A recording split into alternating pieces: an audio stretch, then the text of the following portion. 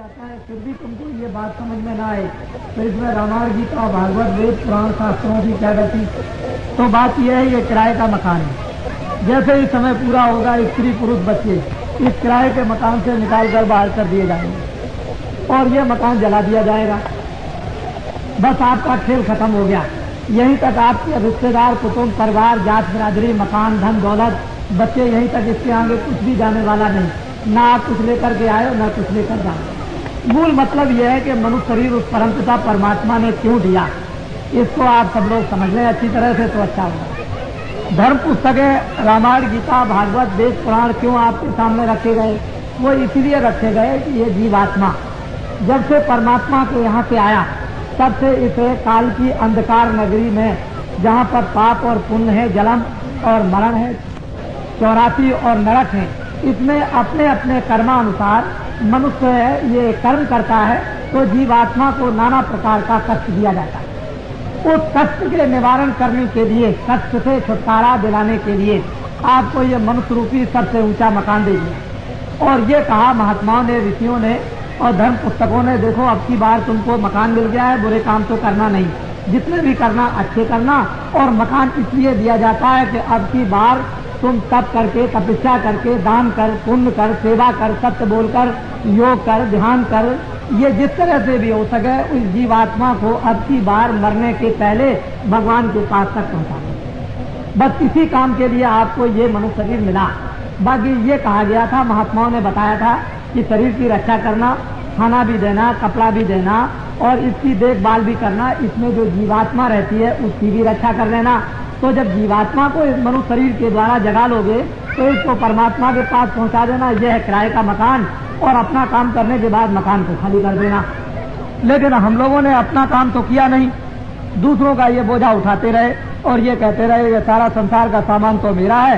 और ऐसे ही सोच विचार में इंतजाम करते समय में वो समय पूरा हो गया और उसने कहा कि मेरे किराए के मकान को खाली कर दो। तो आप रोगे, चिल्लाओगे, घबराओगे, डॉक्टर बुलाओगे, वैद्य बुलाओगे, लेकिन कोई आपकी सुनेगा नहीं। मकान से निकाल कर बाहर कर दिया तो तुम्हारे लिए और तुम दूसरों के लिए रोते रह जाओगे और रोते हुए चले जाओगे। कोई किसी का नहीं, कहाँ गए कहाँ नहीं गए इसका कोई पता नहीं। जन्मना मरना, जन्मना मरना, 84 जाना, नरकों में जाना, जीवात्मा को कर्मानुसार नाना प्रकार की यातनाएं भोगनी और वहां जाकर के कोई सुनने वाला नहीं है कि हमारी कोई रक्षा भी करे, हमारे दुख को कोई सुने भी। यहाँ मनुष्य पर नाना प्रकार का कष्ट जब आता है तो कोई सुनने वाला नहीं, तो नरकों और 84 में कौन सुनेगा? ये समझने की चीज। तो वास्तव में हम लोग आत्मा का कल्याण करने के लिए, इस जीवात्मा को गति देने के लिए, इस जीवात्मा को जन्म और मरण से बचाने के लिए इस मनुष्य रूपी उत्तम मकान में हम आए थे। और महात्माओं ने इसी की याद दिलाई थी कि इनको बता दिया जाएगा कि मनुष्य रूपी मकान उत्तम बार बार नहीं मिलेगा। तो आप लोग अब की बार थोड़ा समय बचाकर सुबह शाम घर का, खेती का काम, दुकान का काम, नौकरी का काम करते हुए, बाल बच्चों की सेवा करते हुए थोड़ा समय बचाओगे सुबह शाम तो इस जीवात्मा का भी कल्याण हो जाएगा। लेकिन हम लोगों ने तो ये समय बचाया नहीं, दिन और रात दुनिया के काम में लगे रहे और वो समय आ गया मौत का, तो मौत लेकर के चली गई, शरीर को जला करके खाक कर दिया। तो बतलाओ अब आपने अपने लिए क्या किया? कुछ भी नहीं। तो मेरे कहने का मतलब सीधा साधा समझो, मैं तो हूँ धार्मिक। वास्तव में जब मनुष्य चारों तरफ बुराइयों में फंस जाता है तो ये तो बताना ही पड़ेगा कि बुरे का परिणाम बुरा और अच्छे का अच्छा। बुरा करोगे, चोरी करोगे, धोखा दोगे, बेईमानी करोगे, झूठ बोलोगे, किसी को मारोगे, छल करोगे, कपट करोगे, दुराचार करोगे तो तुमको ये सब अपराध लग जाएंगे और फिर तुमको इसकी सजा भोगनी पड़ेगी। तो ये तो आप जानते ही हो कि तप करने से राज मिलता है और राज करने से नरक मिलता है। ये तो आपको महात्मा जंगल में तप करते थे, सत्य बोलते थे, सेवा करते थे, दया करते थे, प्रेम करते थे, योग करते थे। उससे जब कभी हो गया उनका योग भ्रष्ट हो गया तो राजा बन गए। और राजा बनने के बाद जब सभी सामान संसार के मिल गए तो फिर नरक को चले गए भोगने के बाद। तो इंद्रिय भोग से, राजभोग से, ये सभी वैभव भोग से मनुष्य कुकर्म करता है और फिर नरक में चला जाता है। और जुग जुग तक वो आत्मा नरकों में पिटती रोती चिल्लाती रहती है, फिर उसको ये अवसर नहीं मिलता है। तो अब तो आपको ये जानना ही चाहिए, आप तो कोई यहाँ राजा नहीं हो, आप तो एक सामान व्यक्ति हो, हम भी सामान आदमी है, आप भी सामान आदमी हो। तो सामान आदमी समझ सकता है, सामान आदमी कुछ कर सकता है। अब तो आपके लिए भोग नहीं, लेकिन भोगों के लिए आप किस तरह से सुबह से शाम तक कि मैं राजा बन जाऊं, मैं मुझे बहुत भोग मिल जाए, मुझे बहुत सामग्री मिल जाए, मैं ये काम कर लूं, आनंद को ले लूं, इस तरह से ये सभी में सुबह से शाम तक लगे हुए हो, तो ये दिन और रात जो आपने बिता दी, समाप्त कर दी, तो क्या इसके लिए और कोई दिन रात आपके लिए आएगी? एक दिन निकल गया, दूसरा दिन आना नहीं है, वो दिन तो आपका खत्म हो गया। उम्र में से एक दिन और रात चला गया तो दोबारा आएगा नहीं। तो इसलिए नर नारी, बच्चे बच्चियों, जिस काम के लिए आए हो वो भी थोड़ा बहुत काम सोचो करने के लिए। इस जीवात्मा को बचाओ नरकों से, 84 से, जन्म से, मरण से। और हम लोग तो हमेशा आपको अच्छी शिक्षा देंगे, बुरी तो शिक्षा देंगे नहीं। तो मैं आपको थोड़ा सा एक करके बता दूं। आपने ये तो सुना होगा, नाम क्या है? मैं आपकी तरह से एक आदमी हूँ। इस आदमी का नाम है तुलसीदास। छोटा सा एक आश्रम है मथुरा में, जहाँ लोग प्रतिवर्ष आपके राजस्थान के बहुत से लाखों आदमी जाया करते हैं और देख करके आते हैं। मैं धर्म का, सनातन धर्म का प्रचार करता हूँ, सनातन धर्म का मार्ग बताता हूँ और आत्म कल्याण का इनको मार्ग बता करके साधना कराता हूँ। साथ ही साथ में रामायण, गीता, भागवत, वेद, पुराण, शास्त्र, उपनिषद जो उसमें लिखा हुआ है उस शिक्षा को मानता हूँ और फिर माथे इन सब धर्म पुस्तकों को रखता हूँ। लेकिन एक बात यह है कि जय गुरुदेव नाम का प्रचार करता हूँ और जय गुरुदेव नाम उस परमपिता परमात्मा का सर्वशक्ति मानता हूँ। मैं उसका प्रचार करता हूँ। अगर आपको इससे कोई इतराज है तो मैं धर्म पुस्तकों को सामने रख दूंगा। कहीं कोई ने कुछ कह दिया, कहीं कुछ कह दिया, कहीं कुछ कह दिया। अरे हनुमान जी तो आपको यही बताते हैं कि जय जय हनुमान गोसाई कृपा करो, गुरुदेव की नहीं। गुरु ब्रह्मा गुरु विष्णु गुरुदेवा, धन धन गुरुदेव, दया सिंधु पूर्ण धरि नित्य करो तुम सेव, अचल भक्त मोह देव प्रभु। तो असल में गुरु से, वो जो गुरु सबका सर्वशक्तिमान है, तो बाबा जी उसी का प्रचार करते हैं, किसी आदमी का प्रचार नहीं करते। परमात्मा का प्रचार करते हैं, उसके नाम का प्रचार करते हैं। आपको तो कोई इतराज होना न चाहिए। उसी में ब्रह्म आ गया, उसी में राम आ गया, उसी में कृष्ण आ गया, सब कुछ उसी में आ जाता है, कोई चीज छूटती नहीं। जब सूरज सामने निकल आया तो उसी में चंद्रमा भी आ गया, सितारे भी आ गए और दिया भी आ गया। सूरज का प्रकाश तो बहुत बड़ा होता है और सब जगह उजाला कर देता है। तो जब आप सर्वशक्तिमान परमात्मा को मानने ही लगे तो सब उसी में आ जाते हैं। जो चले गए वो भी आ गए, जो आएंगे वो भी उसके अंदर में आ गए। तो राम भी आ गए, देवी भी आ गए, देवता भी आ गए। मतलब उसका ये कि आत्मा का कल्याण होना है, किस तरह से होना है वो तो मार्ग महात्माओं से मिलेगा। उस पर पता के चिंतन करने का, उपासना करने का, ध्यान करने का, आत्म शुद्धि करने का, मन की शुद्धि करने का, चित्त की शुद्धि करने का।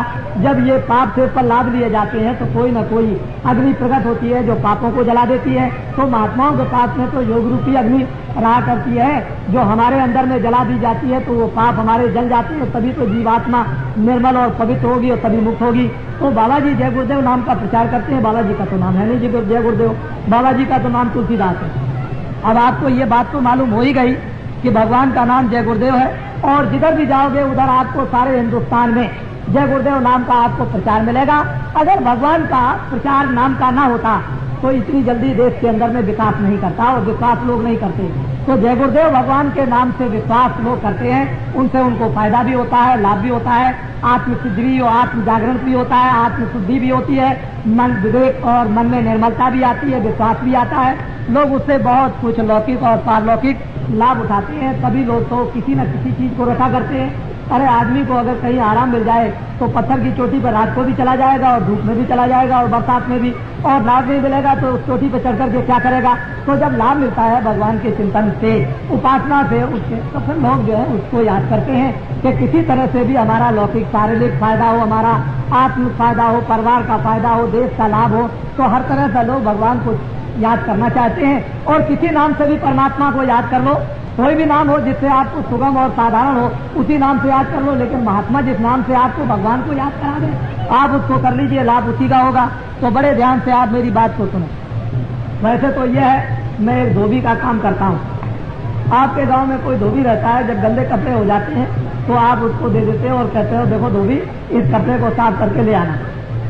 वो तो जात का एक कपड़ा धोने वाला गाँव का धोबी है।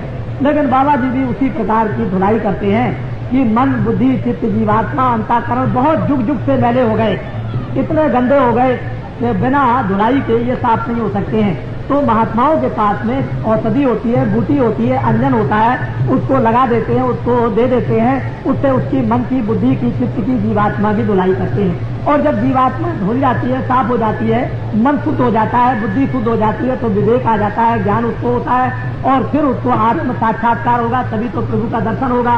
गंदगी में तो आपको मालूम होना चाहिए कि गंदा शीशा रहेगा तो सामने अपनी तस्वीर भी दिखाई नहीं देगी, अपनी ये शकल भी दिखाई नहीं देती है। शीशे को साफ कर लो तो अपनी शकल आएगी।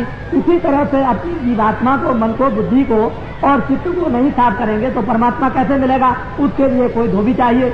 जैसे कि वाल्मीकि के गुरु, उन्होंने धोया तो वाल्मीकि को क्या मिला कि वाल्मीकि को दर्शन हुआ ब्रह्म का, दिव्य नेत्र ज्ञान चक्षु खुला और ब्रह्म का दर्शन साक्षात्कार उन्होंने किया। मीरा ने साक्षात्कार किया, रैदास ने साक्षात्कार किया, भगवान का तुलसीदास जी ने साक्षात्कार किया।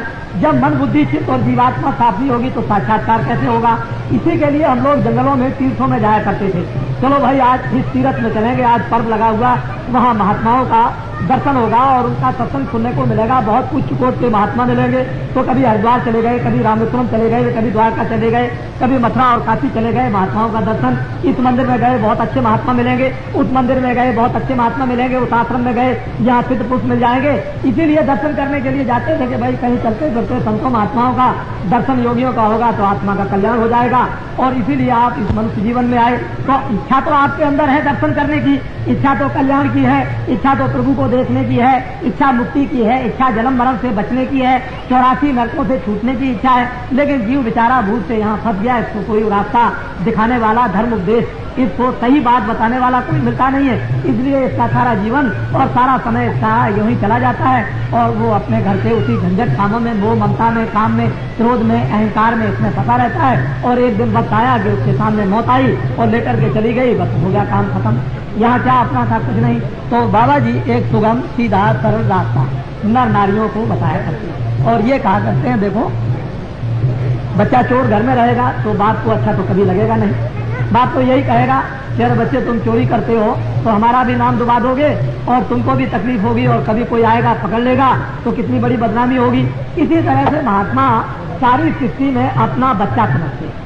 सबको कहते हैं देखो गलती मत करना, चोरी मत करना, झूठ मत बोलना, धोखा मत देना, किसी को मार मत देना, किसी का कत्ल मत कर देना, ये सब बुराइयां हैं। शराब मत पीना, मांस को मत खाना, तुम अंडे मत खाना, ये सब खान जितने भी हैं खाने के अशुद्ध सामानों को तुम बदले से बुद्धि खराब हो जाएगी, चित्त हो जाएगा खराब, मन चंचल हो जाएगा, काम, क्रोध, लोभ, मोह, अहंकार जग जाएगा तो आत्मा का विनाश हो जाएगा।